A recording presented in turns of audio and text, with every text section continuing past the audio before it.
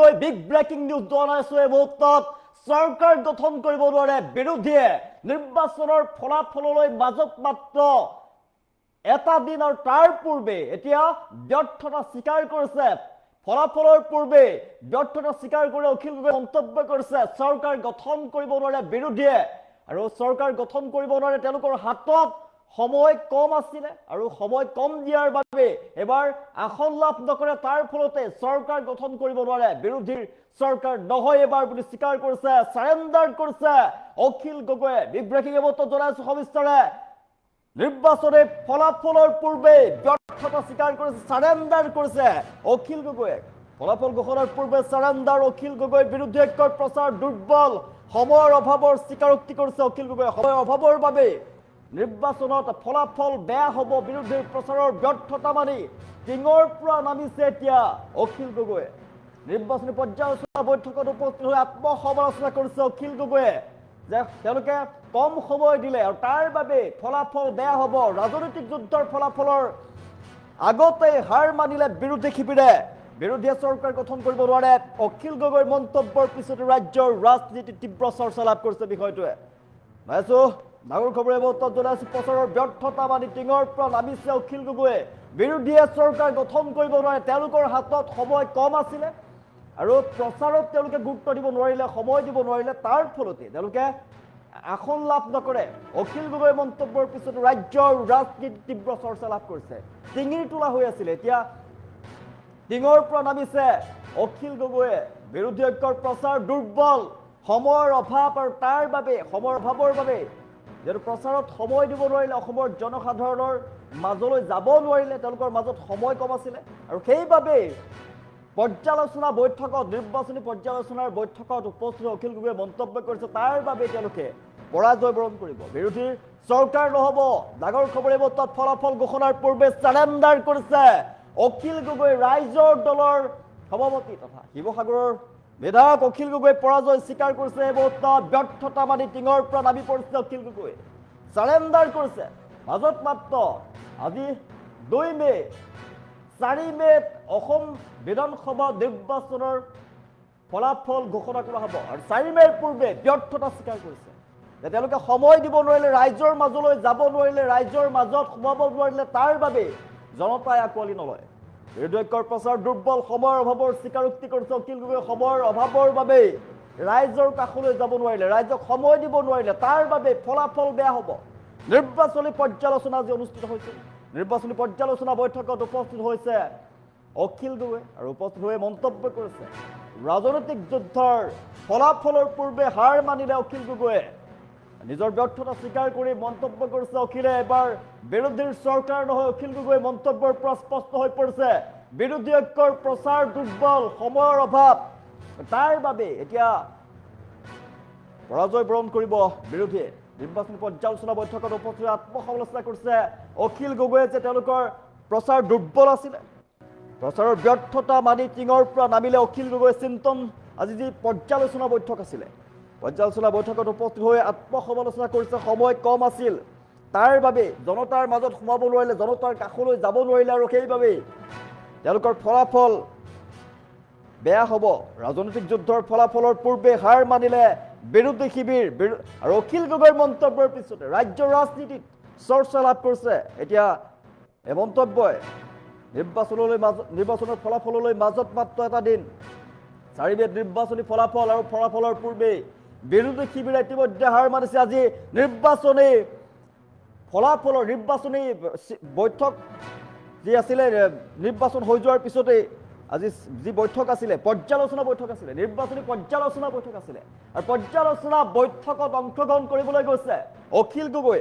আৰু অখিল গগৈ পৰ্যালোচনা বৈঠকত অংশগ্ৰহণ কৰি মন্তব্য কৰিছে বিৰোধীৰ প্ৰচাৰ দুৰ্বল আছিলে, দুৰ্বল প্ৰচাৰ কৰিছিলে তেওঁলোকে অসমত আৰু সময় দিব নোৱাৰিলে, জনতাক সময় দিব নোৱাৰিলে, তাৰ ফলতেই তেওঁলোকৰ ফলাফল বেয়া হ'ব। প্ৰচাৰৰ ব্যৰ্থতা মানি টিঙৰ পৰা নামি পৰিছে অখিল গগৈ।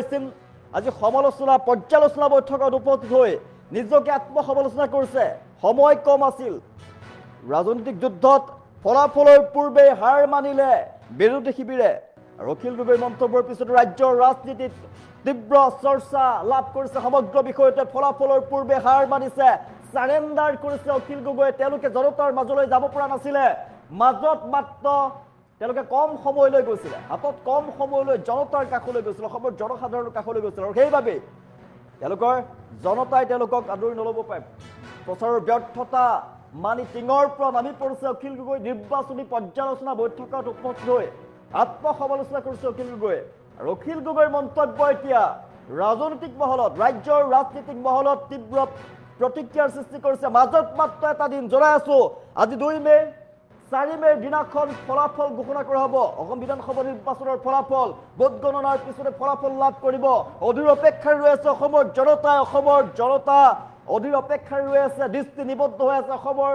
ৰাজনীতিত কি হ'ব কোনে চৰকাৰ গঠন কৰিব সকলো অসমবাসীয়ে অধীৰ অপেক্ষাৰে ৰৈ আছে আৰু দেশৰ জনতাৰ দৃষ্টি নিবদ্ধ হৈ আছে অসমৰ ৰাজনৈতিক ফলাফলক লৈ কোন হ'ব মুখ্যমন্ত্ৰী গৌৰৱ গগৈ হিমন্ত বিশ্ব শৰ্মা কোনে জয়লাভ কৰিব কাৰ শাসন হ'ব কোনে শাসনৰ গাদি দখল কৰিব ইয়াৰ পূৰ্বে আজি যি কংগ্ৰেছৰ যি বৈঠক আছিলে পৰ্যালোচনা বৈঠক নিৰ্বাচনৰ ফলাফলৰ পূৰ্বে তেওঁলোকৰ যি পৰ্যালোচনা বৈঠক আছিলে বৈঠকত উপস্থিত হৈ অখিল গগৈয়ে মন্তব্য কৰিছে অখিলে স্পষ্টভাৱে কৈছে যে তেওঁলোকে জনতাৰ কাষলৈ যাব পৰা নাছিলে কম সময় দিছিলে জনতাক আৰু তেওঁলোকৰ কম সময়ৰ পিছতে প্ৰচাৰৰ ব্যৰ্থতা তেওঁলোকে ভালদৰে প্ৰচাৰ কৰিব নোৱাৰিলে আৰু সময়ৰ অভাৱ তেওঁলোকে সময় জনতাৰ কাষলৈ কম সময়লৈ গৈছিলে প্ৰচাৰ দুৰ্বল তেওঁলোকৰ বিৰোধী ঐক্যৰ প্ৰচাৰ দুৰ্বল তাৰ ফলতেই বেয়া ফলাফল আহিব বিৰোধী চৰকাৰ গঠন কৰিব নোৱাৰিব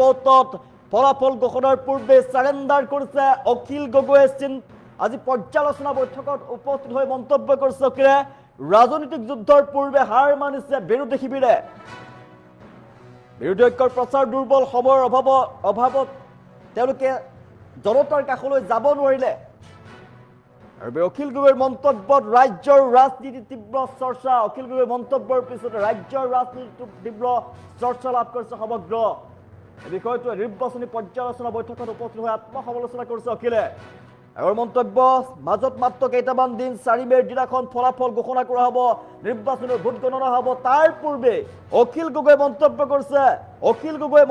কৰিছে কাম কৰোঁ মই 1993 চনৰ পৰা অসমৰ মানুহৰ লগত কাম কৰিছোঁ 2003 চনৰ পৰা মই হোল টাইম ৰাইজৰ লগত কাম কৰোঁ গতিকে মানুহৰ পালছ মানুহৰ হৃদস্পন্দন ৰাইজৰ হৃদস্পন্দন মই বুজি পাওঁ বুলি ভাবোঁ আৰু সেইকাৰণে মোৰ দীৰ্ঘদিনীয়া অভিজ্ঞতাৰ ফলস্বৰূপে মই আপোনালোকক ক'ব খুজিছোঁ যদি বিৰোধীয়ে গঠন কৰিব নোৱাৰে টেকনিকেল কাৰণত আমাৰ প্ৰচাৰ অলপ কম হ'ল আমি একেলগে প্ৰচাৰ কৰিবলৈ সময় অলপ কম পালোঁ তাৰ কাৰণে যদি টেকনিকেল কাৰণত ডাইৰেক্টলি 70+ নাপাওঁ তেতিয়াহ'লেও একদম চৰকাৰ গঠনৰ একদম হেৰিয়াত থাকিব আপোনাৰ সেই যুঁজখনত থাকিব মই 1993 চনৰ পৰা অসমৰ মানুহৰ লগত কাম কৰিছোঁ 2003 চনৰ পৰা মই হোল টাইম ৰাইজৰ লগত কাম কৰোঁ গতিকে মানুহৰ পালছ মানুহৰ হৃদস্পন্দন ৰাইজৰ হৃদস্পন্দন মই বুজি পাওঁ বুলি ভাবোঁ আৰু সেইকাৰণে মোৰ দীৰ্ঘদিনীয়া অভিজ্ঞতাৰ ফলস্বৰূপে মই আপোনালোকক ক'ব খুজিছোঁ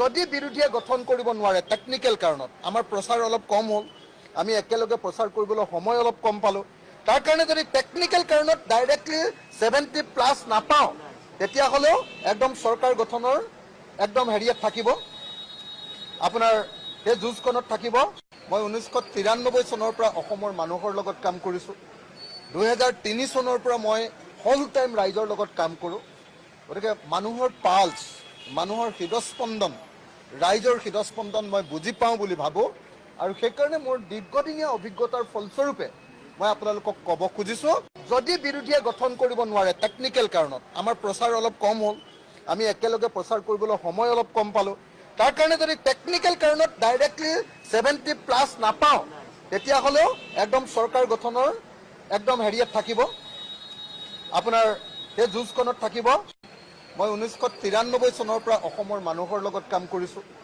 2003 চনৰ পৰা মই হোল টাইম ৰাইজৰ লগত কাম কৰোঁ গতিকে মানুহৰ পালছ মানুহৰ হৃদস্পন্দন ৰাইজৰ হৃদস্পন্দন মই বুজি পাওঁ বুলি ভাবোঁ আৰু সেইকাৰণে মোৰ দীৰ্ঘদিনীয়া অভিজ্ঞতাৰ ফলস্বৰূপে মই আপোনালোকক ক'ব খুজিছোঁ যদি বিৰোধীয়ে গঠন কৰিব নোৱাৰে টেকনিকেল কাৰণত আমাৰ প্ৰচাৰ অলপ কম হ'ল আমি একেলগে প্ৰচাৰ কৰিবলৈ সময় অলপ কম পালোঁ তাৰ কাৰণে যদি টেকনিকেল কাৰণত ডাইৰেক্টলি 70+ নাপাওঁ তেতিয়াহ'লেও একদম চৰকাৰ গঠনৰ একদম হেৰিয়াত থাকিব, আপোনাৰ সেই যুঁজখনত থাকিব। মই 1993 চনৰ পৰা অসমৰ মানুহৰ লগত কাম কৰিছোঁ। 2003 চনৰ পৰা মই হোল টাইম ৰাইজৰ লগত কাম কৰোঁ। গতিকে মানুহৰ পালছ, মানুহৰ হৃদস্পন্দন, ৰাইজৰ হৃদস্পন্দন মই বুজি পাওঁ বুলি ভাবোঁ।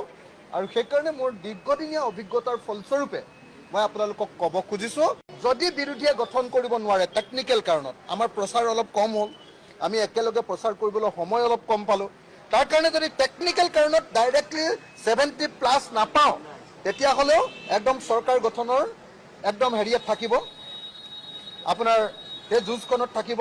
মই 1993 চনৰ পৰা অসমৰ মানুহৰ লগত কাম কৰিছোঁ। 2003 চনৰ পৰা মই হোল টাইম ৰাইজৰ লগত কাম কৰোঁ। গতিকে মানুহৰ পালছ, মানুহৰ হৃদস্পন্দন, ৰাইজৰ হৃদস্পন্দন মই বুজি পাওঁ বুলি ভাবোঁ। আৰু সেইকাৰণে মোৰ দীৰ্ঘদিনীয়া অভিজ্ঞতাৰ ফলস্বৰূপে মই আপোনালোকক ক'ব খুজিছোঁ, যদি বিৰোধীয়ে গঠন কৰিব নোৱাৰে টেকনিকেল কাৰণত, আমাৰ প্ৰচাৰ অলপ কম হ'ল, আমি একেলগে প্ৰচাৰ কৰিবলৈ সময় অলপ কম পালোঁ, তাৰ কাৰণে যদি টেকনিকেল কাৰণত ডাইৰেক্টলি 70+ নাপাওঁ, তেতিয়াহ'লেও একদম চৰকাৰ গঠনৰ একদম হেৰিয়াত থাকিব, আপোনাৰ সেই যুঁজখনত থাকিব। মই 1993 চনৰ পৰা অসমৰ মানুহৰ লগত কাম কৰিছোঁ। 2003 চনৰ পৰা মই হোল টাইম ৰাইজৰ লগত কাম কৰোঁ। গতিকে মানুহৰ পালছ, মানুহৰ হৃদস্পন্দন, ৰাইজৰ হৃদস্পন্দন মই বুজি পাওঁ বুলি ভাবোঁ।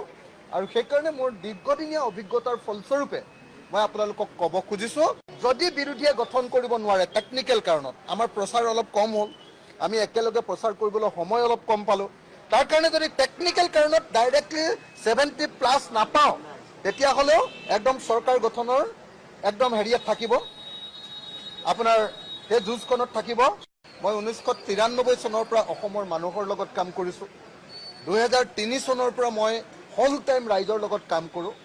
গতিকে মানুহৰ পালছ, মানুহৰ হৃদস্পন্দন, ৰাইজৰ হৃদস্পন্দন মই বুজি পাওঁ বুলি ভাবোঁ।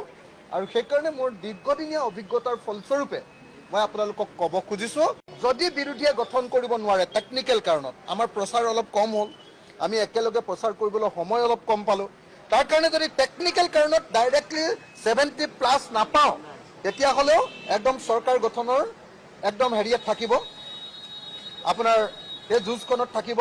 মই 1993 চনৰ পৰা অসমৰ মানুহৰ লগত কাম কৰিছোঁ। 2003 চনৰ পৰা মই হোল টাইম ৰাইজৰ লগত কাম কৰোঁ। গতিকে মানুহৰ পালছ, মানুহৰ হৃদস্পন্দন, ৰাইজৰ হৃদস্পন্দন মই বুজি পাওঁ বুলি ভাবোঁ। আৰু সেইকাৰণে মোৰ দীৰ্ঘদিনীয়া অভিজ্ঞতাৰ ফলস্বৰূপে মই আপোনালোকক ক'ব খুজিছোঁ, যদি বিৰোধীয়ে গঠন কৰিব নোৱাৰে টেকনিকেল কাৰণত, আমাৰ প্ৰচাৰ অলপ কম হ'ল, আমি একেলগে প্ৰচাৰ কৰিবলৈ সময় অলপ কম পালোঁ, তাৰ কাৰণে যদি টেকনিকেল কাৰণত ডাইৰেক্টলি 70+ নাপাওঁ, তেতিয়াহ'লেও একদম চৰকাৰ গঠনৰ একদম হেৰিয়াত থাকিব, আপোনাৰ সেই যুঁজখনত থাকিব। মই 1993 চনৰ পৰা অসমৰ মানুহৰ লগত কাম কৰিছোঁ। 2003 চনৰ পৰা মই হোল টাইম ৰাইজৰ লগত কাম কৰোঁ। গতিকে মানুহৰ পালছ, মানুহৰ হৃদস্পন্দন, ৰাইজৰ হৃদস্পন্দন মই বুজি পাওঁ বুলি ভাবোঁ। আৰু সেইকাৰণে মোৰ দীৰ্ঘদিনীয়া অভিজ্ঞতাৰ ফলস্বৰূপে মই আপোনালোকক ক'ব খুজিছোঁ, যদি বিৰোধীয়ে গঠন কৰিব নোৱাৰে টেকনিকেল কাৰণত, আমাৰ প্ৰচাৰ অলপ কম হ'ল, আমি একেলগে প্ৰচাৰ কৰিবলৈ সময় অলপ কম পালোঁ, তাৰ কাৰণে যদি টেকনিকেল কাৰণত ডাইৰেক্টলি 70+ নাপাওঁ, তেতিয়াহ'লেও একদম চৰকাৰ গঠনৰ একদম হেৰিয়াত থাকিব, আপোনাৰ সেই যুঁজখনত থাকিব। মই 1993 চনৰ পৰা অসমৰ মানুহৰ লগত কাম কৰিছোঁ। 2003 চনৰ পৰা মই হোল টাইম ৰাইজৰ লগত কাম কৰোঁ।